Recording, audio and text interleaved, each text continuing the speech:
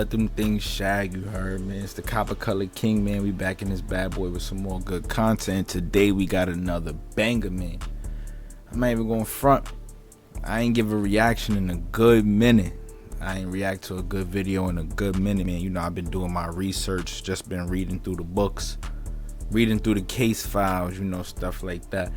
So I could complete my report, complete my research, man.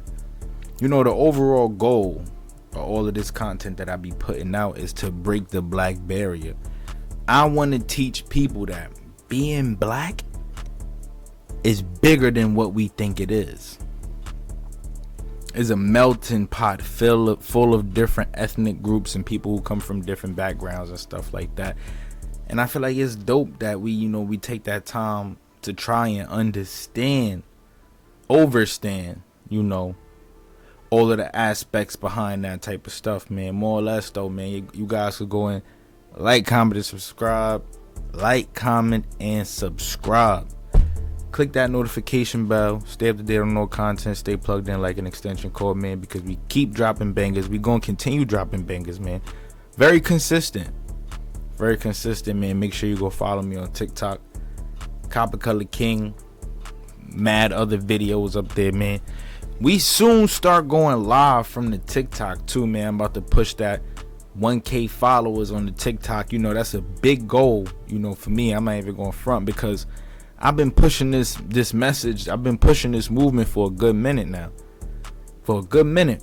And it all comes from me learning more about my family ancestry and where I come from and, my ethnic background, stuff like that. Cause I used to just walk around just telling people all day like, yo, I'm black. You feel me? I'm black. Everybody would tell me like, yo, you look West Indian, right? You look Caribbean, or you look Spanish, you look Dominican, this, that, and the third. Moms tell me, yo, you got Indian. Pops said we got Choctaw, this, that, and the third. So I thought it was, only right to go and do that research and figure out what my ethnic makeup is overall, man. And it was beautiful for me to figure it out. More or less, though, in addition to that, one thing that I like to continue bringing to my channel is these lynching stories, man. It's crazy, bro. Some of the things that used to happen back in the late 1800s, 1900s, man, after the prime of slavery. Slavery was in its prime in the 1700s, from the 1600s all the way up until the early 1800s. Slavery was in its prime. It was in its prime in America, man. So some of these stories that we hear, it's crazy, bro. And I like to bring it to the channel, like I continue to say, to basically make an impact, man. Make an impact and leave some type of educational message with these videos. Like, yo, look, learn more about the traumatizing experiences that your people come from, because you will understand the trauma that we deal with today, man. Moving forward, though, I'm not going to continue to ramble. Let's continue to keep this video busting, man. Let's go on to the next clip. What I got for you guys, man. Let's check it out. So what this is, bro, we back with Black in Appalachia. Basically like the Appalachian Mountains area, stuff like that. These are just the different lynching stories that they got on their channel, man. I'm not even going front. We went through a couple of these bad boys and it's dope, bro. I'm not even gonna lie, it's dope. We about to react to this one together. I haven't even watched this one myself, but I want to hear what you guys got to say. No, not hear, sorry. I want to see what you guys got to say about this one in the comment section below. Make sure you drop a comment, man. Let me know how y'all feel about this story right here. This one is crazy, I'm assuming. Let's check it out. What I got for y'all. Spoke to their children about it or something, or heard other people talk about it in the family, and I think that's how she got the information. I'd actually like to find the place that he was hung and have a plaque there, and I'd like for it to be recognized. I think that he deserved it. Okay, who's this he? Who they talking about? The lynching of Robert Clark. The lynching of Robert Clark. On the border of Tennessee and Virginia, the town of Bristol was incorporated in 1856, just 5 years before the U.S. Civil War. By the mid-1890s, the two towns had grown to over 6,000 residents.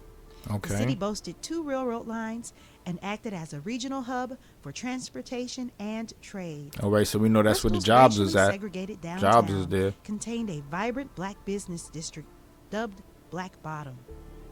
In his 1954 Okay, hold book, on. The Negro in American Life, In addition, oh wait, hold up. The Negro in American Life and Thought. We gotta read that one. Give me 1 second, y'all. We gonna add this to the reaction. I just need to take a picture of that book. Right, so we also know, in addition to Black Wall Street and all these other black towns and stuff like that, that have been flooded under these lakes and whatever the case may be, we had something called a Black Bottom, in the Virginia, Tennessee area right there. Let's see what happened. and thought. This period of time was classified by historian Rayford Logan as the nadir of American race relations. Logan tried to determine the year when the Negro's status in American society was at its lowest point. Nadir of Negro, 1877-1901, documented lucid history. The Negro in American Life and Thought by Rayford W. Logan. Reviewed by Roy Oatley. The Reconstruction period in the South, which did so much to make the Negro a second-class citizen, is largely a neglected era to students of American history, perhaps because it is seemingly less dramatic. But much was done during those tragic days, which must now be undone to enable the Negro to enjoy the privileges of full citizenship and justify the nation's promise. On Sunday, June 7, 1891, around 3 a.m., an intoxicated man entered the home of a respectable white lady, 31-year-old Mary Johnson Warren. Allegedly, he sexually assaulted her. Mary's husband, John Warren, worked at night for the Norfolk and Western Railroad, leaving her home alone every other week. Okay. It was reported that the assailant entered her home in their socks. They extinguished her lamp and threatened Mrs. Warren with death. According to newspaper reports, the police surveilled the 20-year-old Robert Clark for the next 3 days. He was placed under arrest at the home of his girlfriend, where he was found sleeping. What they say? Bristol, Tennessee, June 13th. Bob Clark, a young mulatto, under arrest for ravishing Mrs. John Warren. Officers and detectives worked diligently, trying with all their power to apprehend the guilty wretch. Tuesday night, Bob Clark, a colored boy, 20 years old, was arrested on suspicion. They're classifying him as a mulatto. Now, we all know, coming from the 1700s to the 1800s, if you've been tuning in with my content, we all know what a mulatto can be, right? A mulatto can be one of these octroons, these quadroons, these half Indian, half black, half Indian, half European, stuff like that. You get what I'm saying? Overall, it's still a black person, but his ethnic background could have been like Indian. He could have been an Indian. Could have been a descendant of a black European, stuff like that, a mix. The multitude of different things, man. But it's good to know this information because we know these classifications lingered on for years and years and years to come.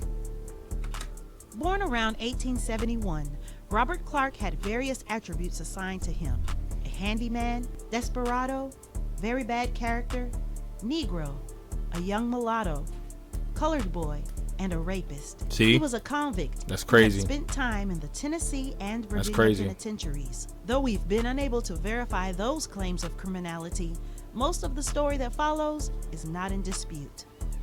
On Friday, June 12th, a preliminary trial was held, officiated by Bristol, Virginia Mayor William A. Rader. Trial attorneys included a Mr. Hamilton for the prosecution and Mr. Paul Cumberland. for the defense. That's like Lewis Virginia. Henderson, a black man living on the Tennessee side of Bristol, testified that at about 4 a.m., Robert Clark passed his home and was drunk. Several witnesses, black and white, also Here we hear it again. We hear it some more, man. In most of these stories, we hear this same stuff. Black people throwing other black people under the bus. Right? Even though he did what he did, drunk, wandering the streets, whatever the case may be, you got black people there testifying against the black man in front of a crowd that's already most likely gonna sway, like push against him, you know, that's already gonna oppress him in this situation, whatever the case may be. Even though he committed a crime, it's just crazy, bro. The black on black stuff been happening for years, man. So it's like when we talk about race and stuff like that, we gotta remember, like we always gotta check ourselves first, man. We gotta check the people who committing the crimes, and we gotta check the folks who like to throw people under the bus, man. They say snitches get stitches, but you wouldn't have to snitch if there wasn't to snitch anything to snitch on. You get what I'm saying? It's crazy. Also testified seeing the inebriated Clark out that night and of hearing him boast about what he had done. Acquaintances of the accused reportedly told police during their investigation damaging information. There were no witnesses in support of his defense. No witnesses. Leaving the wholly Out of a black circumstantial and white evidence crowd, against no him witnesses. to remain. Early the next day, on Saturday, June 13th, a crowd of all colors, ages, and races began to gather outside of the jailhouse. Before noon, people from the town of Bristol, as well as the surrounding countryside, were milling about with talk of lynching. Oh, wow. Local lawyers and Hold up. men made We got to pause this one more time, right? One more time before we even continue to roll into this. They said a crowd of people of all different colors, you know, like screaming and going about, oh, lynch him, let's lynch him. You know, the lynch stories we learn about and that we know about according to history all have to do with race, you know, white versus black, you know, always a white crowd lynching a black man. But in this situation, we got a crowd full of different colored people, a multitude of different colored people preaching about lynching this man. Think about the traumatizing domino effect that stems from situations like this, though. You get what I'm saying? It's crazy. It's crazy. And long pleas for the crowd to disperse. This is nuts, and let bro. the I'm law not even take gonna its lie. course. In a contradictory report from the Johnson City Comet, Mr. Warren went to the courthouse at the close of the trial with a rope in hand and was restrained. While this was happening outside of the jailhouse, a Bristol news reporter was interviewing Robert Clark in his cell. From his report, the prisoner was completely calm about the situation and proclaimed his complete innocence and ignorance of the crime he was accused of. At some point, a rumor began circulating that the jailer was attempting to sneak Clark out of the back door of the jail. At 12:30 p.m., someone in the crowd proclaimed, if it had been the wife of one of the lawyers, they would say go. But as it was only the wife of a poor working man, it is all right. Reportedly, this reply set the spark for what was to come. Someone in the mob obtained an axe and urged the others to follow him. The front door to the jail facing Lee Street was broken down, and members of the mob surged into the building. The crowd of almost 2,000 stormed the Bristol, Virginia jailhouse, broke down the doors, and abducted Robert Clark from his cell. Someone appeared shouting, "I have him, let him out." 3 or 4 men brought Clark out into the street. Shouts, cheers, hurrahs, and hats in the air accompanied the mob's acquisition of the accused. Wow. So, hold on. He wasn't even found guilty. Scratch that I said he even committed the crime. 1, he wasn't even found guilty. And 2, it's crazy how law enforcement would have been willing to help this man escape. But this crowd of different colored folks, you know, both white and black people, is pushing to get him. Like, let's get him, grabbing axes and all that. Like, let's run up in this jail and take him out. And I'm assuming they about to lynch him. That's crazy, bro. That just blew my mind, because majority of the stories, like I said, that we normally hear usually have to do with race. But here we go in this situation. It's not a racial matter. They said because it was a poor man, they felt like they wasn't doing nothing about it. So even if this the woman was, you know, white, she was still part of a poor lower class family. And assuming these colored people were also poor too, because they're all living within the same community. So this goes back to my other theory. Was slavery a color thing, or was it about business? Right? Everything is always about business. Everything is always, the world runs off of economics. And situations like this actually give us like small hints and details of what the 1800s might have looked like around that time. That's crazy. Soon, the crowd grew to over 3,000. The party acted more like a victorious team than a group of men and boys who only a few hours before had been quiet, respectable citizens of the community. By the maskless mob, Clark was taken northwest, up Lee Street, passing porch-filled houses. Some residents yelled their condemnations at the mob, to no avail. Traveling up Mary Street, the scene of the original crime, 1 mile out of Bristol to the suburbs, to a place called Lindsay Grove, near the eastern edge of Sullins College. There, the mob stopped a wagon and commandeered a trace chain from the gearing of a horse. The chain was placed around the victim's neck. At some point in the ruckus, a single person demanded that Robert Clark be allowed to make a statement. In a calm voice, he declared, once again, his innocence. Clark stated that the first he had heard of the crime was when he was arrested. He admitted being drunk that night of Miss Warren's assault, so drunk that he went out on the town without his shoes on. As far as those who testified against him, he also denied having talked to them at all. At that statement, he was asked if he would be willing to face trial according to law in the courts. Robert Clark said that he would. He was then allowed to pray, and his prayer included forgiveness for the lynch mob's mistake and his own indiscretions. That's crazy. He concluded his words by asking the mob not to mutilate his body or riddle it with bullets. That request, exhibiting his familiarity with the usual lynching process of cutting of body parts for souvenirs, burning, or using the hanging corpse as target practice. What? That's crazy, bro. I didn't even know they used to do that. The chain was attached to a chestnut tree by a young man. The makeshift noose failed to hold as his body hung and fell several times. Eventually, the murderers succeeded in their efforts. A citizen of Georgia placed a note on the hanging body stating that no one should remove it until 5 p.m.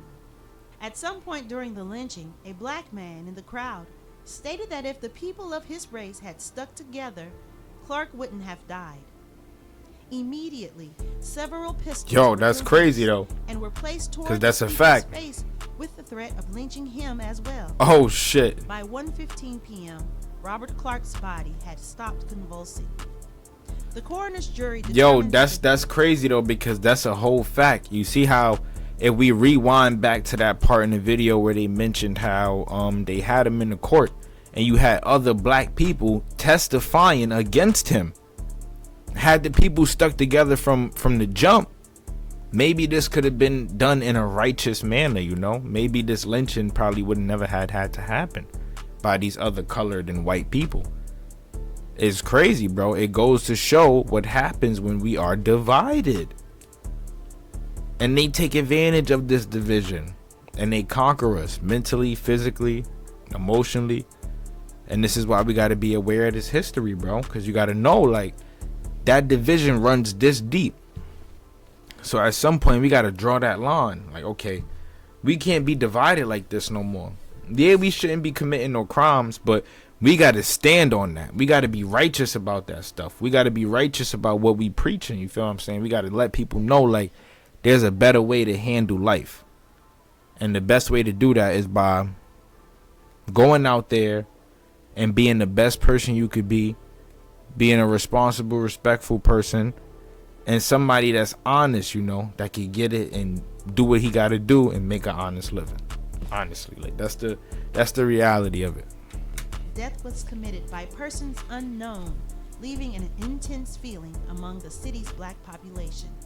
Being that the abduction and murder of Mr. Clark occurred in the middle of the day, it was immediately clear who the ringleaders of the action were.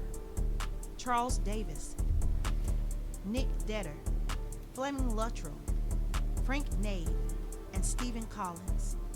After a week-long grand jury session, These men were indicted by the city of Bristol, Virginia on June 19, 1891 for having with force and arms in and upon the body of Robert Clark, feloniously, willfully, deliberately, premeditatedly, and of malice and aforethought, make an assault, and with certain trace chains in their hands did put and fasten around the neck of said Robert Clark, and then and there did hang him to a tree, of which said hanging by neck he there instantly died.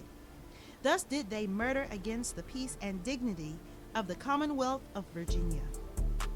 Legal proceedings against the main perpetrators continued months after the fact, with the arrest of Charles Davis, the 18-year-old who had fastened the chain-made noose Oh, they to the booked him. chestnut tree. Davis was released on a $500 bond signed by several But they came home. prominent citizens. Son came home. The 4 others indicted in the atrocity were never arrested. Though indictments were issued, Doesn't even matter it at was that point. publicly assumed That's no crazy. one would be held accountable for Robert Clark's murder. It was noted in the Shenandoah Herald that the same class of people protesting the lynching publicly also supported the actions of the lynch mob. The Bristol, Virginia bar expressed some interest in passing resolutions addressing the lynching, but also voiced concerns that local papers would not publish it. In 1892, journalist Ida B. Wells reflected on the proliferation of lynchings throughout the United States at the time, expressing the opinion, That old threadbare lie that Negro men rape white women. If Southern men aren't careful, a conclusion might be reached which will be very damaging to the moral reputation of their women.